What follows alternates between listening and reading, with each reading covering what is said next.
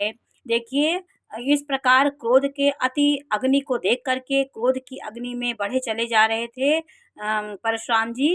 तब रामचंद्र जी ने विचार कर बोला कि उन्होंने कहा कि हे मुनि विचार कर बोलिए, आपका क्रोध बहुत बढ़ गया है।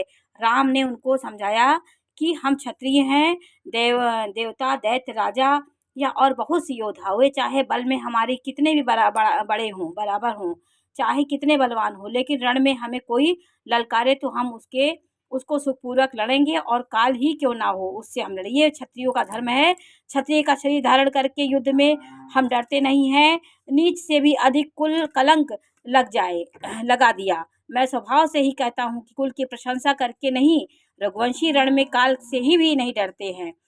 कितना भी हमें कलंक लग जाए, कुल पर कलंक ही लगा दिया जाए, लेकिन तब भी हम रण से नहीं लौटते। जो हमें ललकारता उससे हम युद्ध करते हैं। ब्राह्मण वंश की ऐसी प्रभुता देख करके प्रभुता है कि वे आपसे डरते हैं।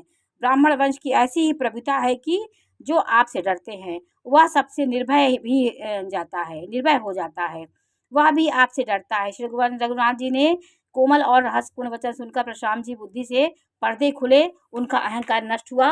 उन्होंने वो परशुराम जी ने कहा, हे राम, हे लक्ष्मीपति, धनुष को हाथ में अथवा लक्ष्मीपति विष्णु का धनुष लीजिए और इसे खींचिए, जिससे मेरा संदेह मिट जाए। परशुराम जी धनुष लेने लगे, तब आप ही चला गया। तब परशुराम जी के हृदय मन में बड़ा आश्चर्य हुआ। उन्होंने अब उनकी महिमा को जान गए रामचंद्र जी की।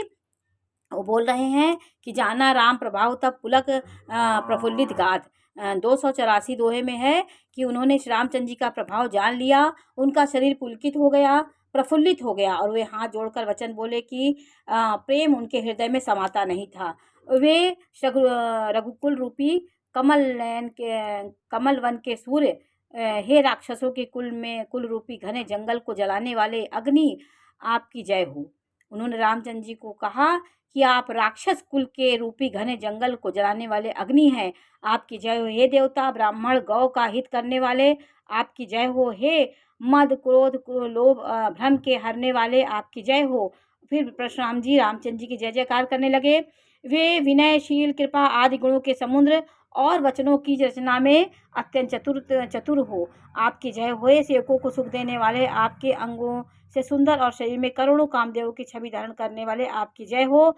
मैं एक मुख से आपकी क्या प्रशंसा करूं। हे महादेव के रूप मन रूपी मानसरोवर के हंस, आपकी जय हो। मैंने अनजाने में आपको बहुत से अनुचित शब्द कहे, वे क्षमा के मंदिर दोनों भाई मुझे क्षमा करिए। हे रघुकुल के